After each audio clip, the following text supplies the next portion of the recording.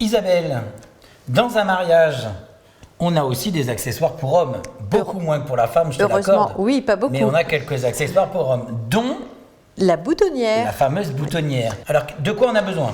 Donc on a besoin de gypsophile. Donc là, il y en a un peu trop pour une boutonnière. Des T-boutonnières, c'est des petites broches. Des épingles à thé, Voilà. c'est ça. Des fils d'ange, c'est des tout petits fils de fer très fins.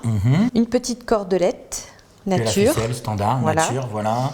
Et puis des petites feuilles d'eucalyptus pour D'eucalyptus. terminer un petit peu la tige pour que ce soit plus joli. Donc je vais avoir besoin d'un sécateur et puis une pince coupante. Et une pince coupante. Voilà. Je vais couper un Alors, on y va. petit morceau de De gypsophile, voilà. Donc je vais rassembler en tout petits bouquets, donc je pince toujours Voilà, c'est pour ça. avoir une belle petite Belle petite boule. boule de fleurs. Voilà, donc tu vois déjà si je présente sur toi, c'est suffisant. Donc il faut vraiment pas grand chose. Je recoupe un tout petit peu les tiges pour libérer et je prends un petit fil Fil de d'ange. fer. Voilà, pour déjà avoir mon bouquet qui se tient. Alors là, on prend notre fameuse épingle en thé. Oui, le T-boutonnière. Le T-boutonnière. Donc, tu vois, les petites épingles pour Les fixer épingles sur le d'Amaurice, vêtement. voilà, ouais. Et ensuite, je viens me poser le T-boutonnière juste ici. Alors, tu vois, la jonction là, de mon bouquet est là, mais je mets le T juste au-dessus. Pour le cacher. Voilà. Donc après, je prends à nouveau un fil d'ange. Donc, tu vois, je mets parallèle. Voilà. Et on vient retourner. C'est Voilà. ça qui viendra fixer. Donc ça, tu vois, c'est très rigide, donc je viens bien tourner, bien fixer. Parce que si vous fixez pas bien, eh bien la fleur peut partir de son thé. D'accord. Voilà. Donc là, tu vois, c'est vraiment très très bien fixé. Il y a Ah pas oui, de c'est souci. hyper rapide. Voilà, c'est très rapide. Comme ça, tu peux en enchaîner 300, Isabelle. Le 300, il faut du temps quand même. Il faut du temps quand même. Là, je vais couper un tout petit bout.